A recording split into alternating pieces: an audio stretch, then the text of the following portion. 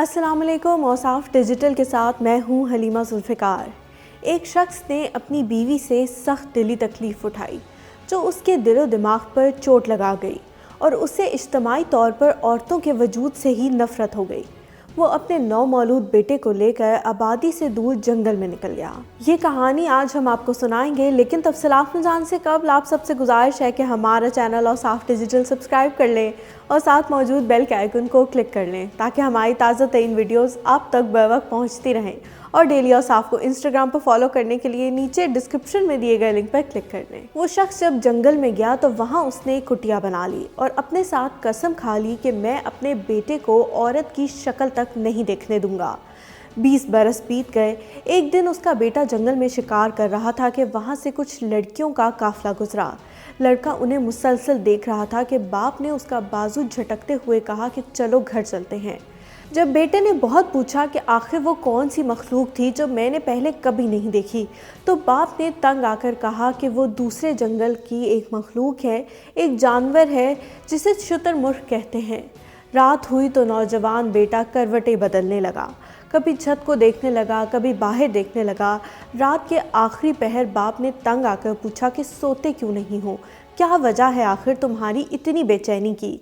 बेटे ने आंखें झुकाए हुए बाप को जवाब दिया कि अब्बा मुझे वो शुतुरमुर्ग चाहिए। कहने का मकसद सिर्फ ये है कि इंसानी फितरत को बदला नहीं जा सकता। फितरी ख्वाहिशात फितरत के असूलों के मुताबिक जन्म लेती हैं। इंटरनेट के इस दौर में मर्द औरत के ताल्लुकात कायम होने के लिए सेकंड्स भी ज़्यादा हो सकते हैं।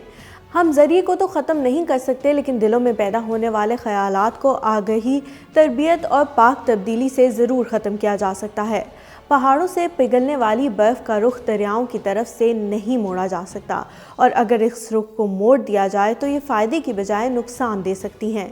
बच्चे को कोयला पकड़ने से पहले उसकी तरबियत करते हैं कि वो इसे नुकसान पहुंचाएगा।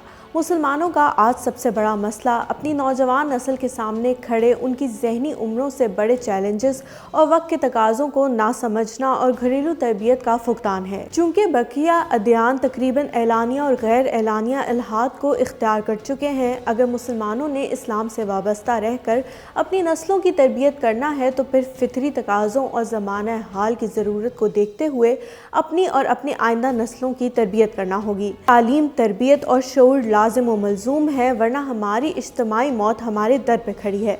अगर आपको हमारी ये वीडियो पसंद आई है तो इसे लाइक करें और दूसरों के साथ शेयर करें।